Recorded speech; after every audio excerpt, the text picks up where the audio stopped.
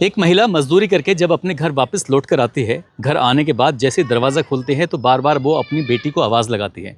बेटी मिलती नहीं है। आसपास के जो घर थे, जहाँ जहाँ वो आती थी जाती थी, हर जगह जाती है और अपनी उस बेटी को तलाश करने की लगातार कोशिश कर रही थी। लेकिन बेटी का जब अता पता नहीं चलता है तो माँ घबराकर सीधा नज़दीकी पुलिस स्टेशन पहुँच जाती है और पुलिस स्टेशन में जाने से पहले वो ज़ोर ज़ोर से रोना शुरू कर देती है। जैसे वो महिला रो रही थी तो पुलिस वाले पूछते हैं कि आखिरकार तुम रो क्यों रही हो, क्या दिक्कत है, क्या परेशानी है, हम तुम्हारी किस तरह से मदद कर सकते हैं। तभी वो महिला रोते हुए कहती है कि 13 साल की बेटी है, वो अभी तक आज तक ऐसा पहले कभी नहीं हुआ है कि घर से गायब हो गई है, वो मिल नहीं रही है। जैसे पुलिस वाले उसकी बात सुनते हैं, पुलिस वालों ने उसकी तहरीर को गंभीरता से लिया और गंभीरता से लेने के बाद इस मामले में गुमशुदगी की रिपोर्ट दर्ज कर लेते हैं। और जैसे पुलिस वाले गुमशुदगी की रिपोर्ट दर्ज करते हैं तो उसके बाद फिर जो अपने आसपास के लोग थे, जो मुखबिर थे, सभी को अलर्ट कर देते हैं और कहते हैं कि जहाँ भी कहीं इस लड़की के बारे में कोई भी जानकारी मिलती है, बारीक से बारीक जानकारी, तो हमें ज़रूर दी जाए। इसी तरह से करते करते 5 दिन बीत जाते हैं और 5 दिन के बाद ये पता चलता है कि लड़की की जो इनपुट मिलता है, उसकी जो जानकारी मिलती है, वो एक होटल के अंदर मिलती है।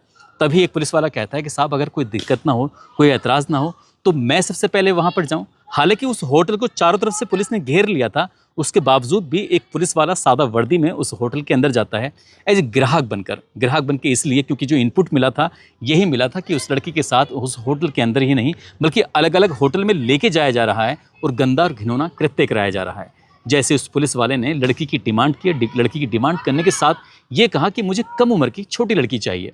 और जैसे कम उम्र की छोटी लड़की के बारे में दिखाया जाता है, फ़ोटो दिखाया जाता है, लड़का कहता है, यानी कि पुलिस वाला कहता है, जब तक मैं उस लड़की को सामने नहीं देख लूँगा तब तक मैं यकीन नहीं करूँगा। और जैसे ही उस पुलिस वाले ने उस लड़की को अपनी आंखों के सामने देखा, वो एक सिग्नल देता है। होटल से बाहर जैसे ही सिग्नल पहुँचता है, पुलिस वाले जो पहले से ही उस होटल की चारों तरफ घेराबंदी किए हुए थे, तुरंत ही होटल के अंदर आते हैं और उस लड़की को बचा कर ले जाते हैं। लड़की को जैसे ही बचाकर लेके गए थे तो पता चलता है कि पिछले 5 दिन में उस लड़की के साथ 32 लोगों ने गैंगरेप जैसी घटना को अंजाम दिया था, घिनौना कृत्य किया था।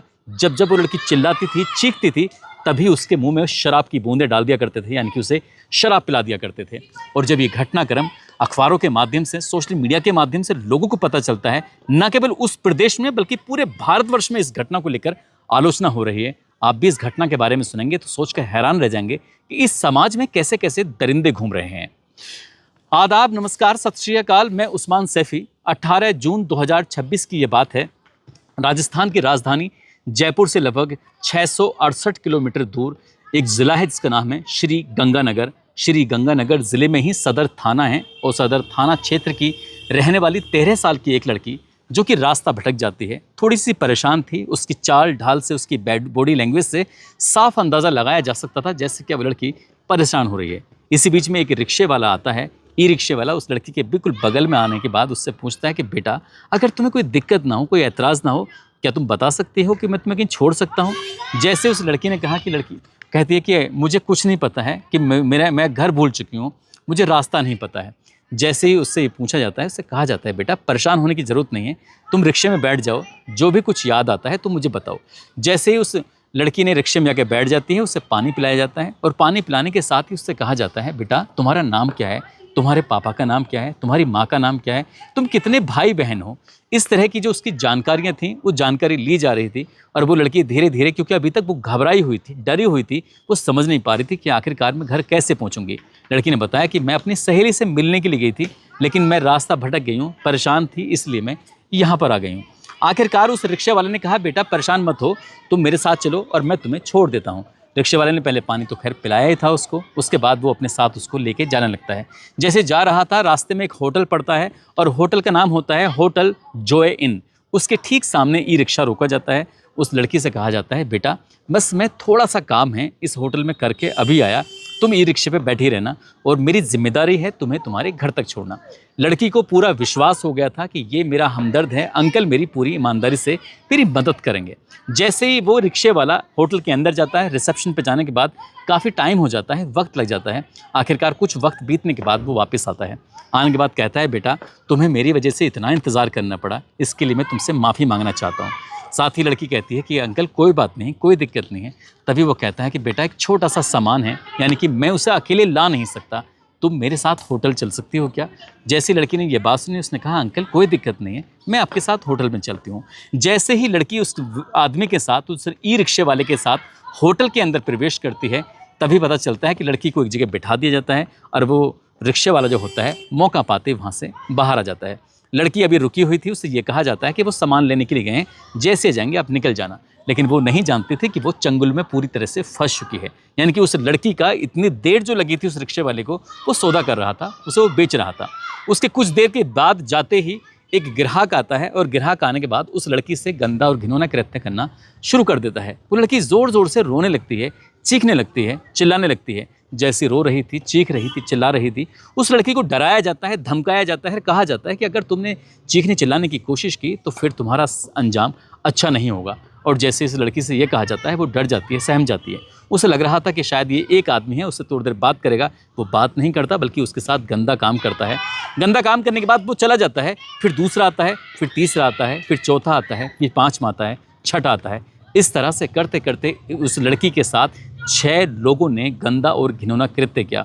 वो रात तो किसी तरह गुजर जाती है। उसे लग रहा था कि शायद अगला दिन आएगा और उसकी जान बच जाएगी। लेकिन अगला दिन आने के बाद अब ये होटल बदल जाता है।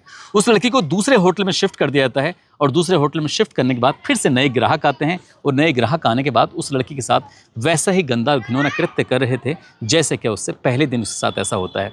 दूसरा दिन आता है, दूसरे दिन भी उसके साथ बिल्कुल ठीक वैसे ही हो रहा था। तीसरा दिन आता है, तीसरे दिन भी उसके साथ ऐसे ही हो रहा था। जब जब लड़की चीखने चिल्लाने की कोशिश करती थी, जब वो मदद मांगने की कोशिश करती थी तो उसके मुंह में ज़बरदस्ती करके शराब उड़ेल दी जाती थी। और जब शराब उड़ेल दी जाती थी तब वो थोड़ा नशे में हो जाती थी और नशे में होने की वजह से ही वो कुछ विरोध करने की स्थिति में होती नहीं थी।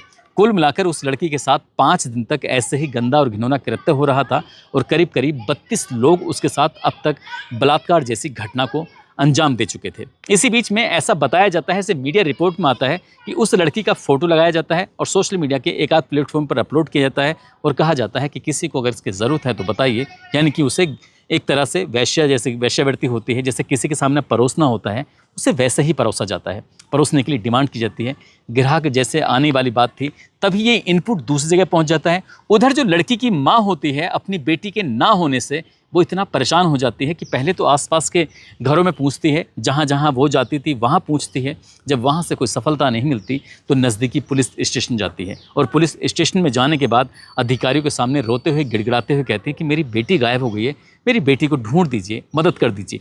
एक तरफ पुलिस मदद मांग रही है, पुलिस अपने मुखबिर तंत्रों को, अपने इनपुट को चारों तरफ से लगाया हुआ है। दूसरी तरफ माँ की अपनी मुश्किल बढ़ रही थी। उधर जो लड़की है वो हर दिन, हर घंटे, हर किसी एक नए आदमी का सामना कर रही थी। आखिरकार चारों तरफ से इस तरह से होच-पोच जैसी स्थिति हो जाती है। पुलिस को इनपुट मिलता है, पुलिस ग्राहक बनकर उस होटल के अंदर जाती है जिसका नाम होता है होटल जॉय इन।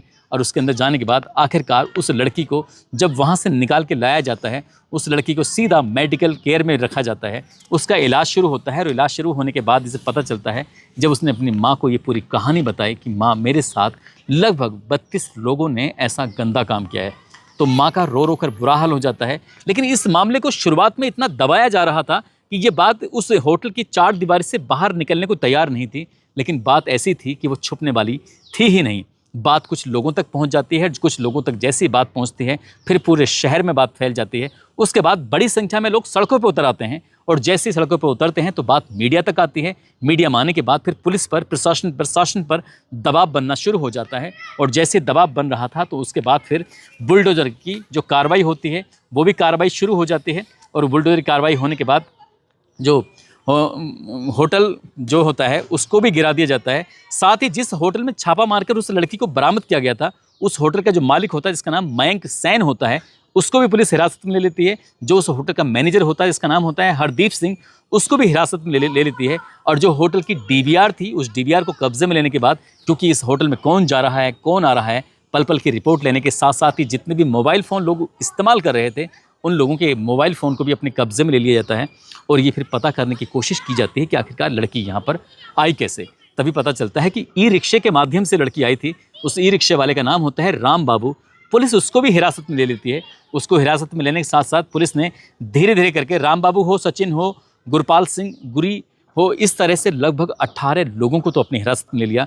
32 लोगों का नाम एफआईआर में शायद मेंशन किया गया है और 3 होटल जो होते हैं उन होटलों को ज़मींदोज़ कर दिया जाता है, इनकी गिरा दिया जाता है। लेकिन लड़की के मन में वो जो घटना है वो बार बार तैर रहा था। जब जब उन सीन को याद कर रही थी तब तब लड़की की चीख निकल जाती है। इसलिए उस लड़की के साथ दिक्कत ना हो, इसलिए चाइल्ड वेलफेयर कमेटी के साथ उस लड़की को सुपुर्द कर दिया जाता है। साथ ही जो विशेषज्ञ होते हैं, मनोवैज्ञानिक होते हैं, महिला मनोवैज्ञानिक के साथ उस लड़की को बिठाया जाता है, उसकी काउंसलिंग कराई जाती है। काउंसलिंग इसलिए कराई जाती है ताकि उसके दिमाग में जो गलत चीज़ें हैं वो बाहर निकल जाएं। इसके साथ ही एसआईटी का गठन किया जाता है। महिला अपराध सेल की जो एडिशनल एसपी होती हैं नीलम चौधरी और साथ ही एडिशनल एसपी दीपक कुमार, इनकी अगुवाई में एसआईटी का गठन करने के साथ साथ एक टीम बनाई जाती है और टीम को ये जिम्मेदारी दी जाती है कि शहर के जितने भी ऐसे होटल हैं जहां पर इस तरह के गंदे और घिनौने कृत्य हो रहे हैं, ऐसा बताया जाता है कि 150 के आसपास होटल हैं। 150 में से सिर्फ 40 ही होटल ऐसे हैं जहां पर वो लीगल तरीके से चल रहे हैं। बाकी जो नॉर्म्स होते हैं उन नॉर्म्स का, उन नियमों का पालन ही नहीं कर रहे हैं। इसलिए ऐसे होटलों को भी चिन्हित किया जा रहा है। साथ ही उस लड़की से जितने लोगों ने गलत काम किया है उनको भी ढूंढने का प्रयास किया जा रहा है। जब ये घटनाक्रम लगातार वायरल हो रहा था तब लोगों को गुस्सा आ रहा था। गुस्सा इस बात पर आ रहा था कि आखिरकार ऐसा क्यों। लेकिन हैरान करने वाली बात यह है कि जिस होटल का मालिक और मैनेजर जब पकड़ा जाता है तो कुछ लोग सामाजिक कार्यकर्ता होते हैं, उस होटल पहुंच जाते हैं। होटल में जाने के बाद उससे पूछते हैं, उस होटल के मालिक से और मैनेजर से, कि तुम्हारे भी अपने बच्चे हैं कि नहीं हैं। वो कहते हैं कि हाँ हैं। क्या तुम्हारी कोई बेटी है कि नहीं है। वो कहते हैं कि है। अगर बेटी है तो इन ग्राहकों को तुमने अपनी बेटी क्यों नहीं सौंपी, इस गरीब की बेटी क्यों सौंपी। जब ये बात कही जाती है तो होटल का मालिक और मैनेजर कहता है कि आप हमसे इस तरह से बात नहीं कर सकते। जब बात खुद पर आई तो उन्हें बहुत ज़्यादा बुरा लगा।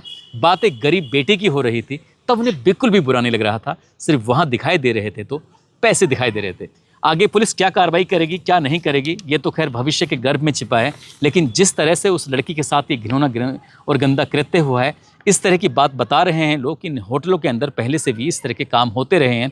अगर पुलिस ने समय के रहते, वक्त के रहते अगर इन होटलों पर कार्रवाई की होती तो शायद ये घटना कभी नहीं होती और ना ये कहानी आप तक पहुंची होती।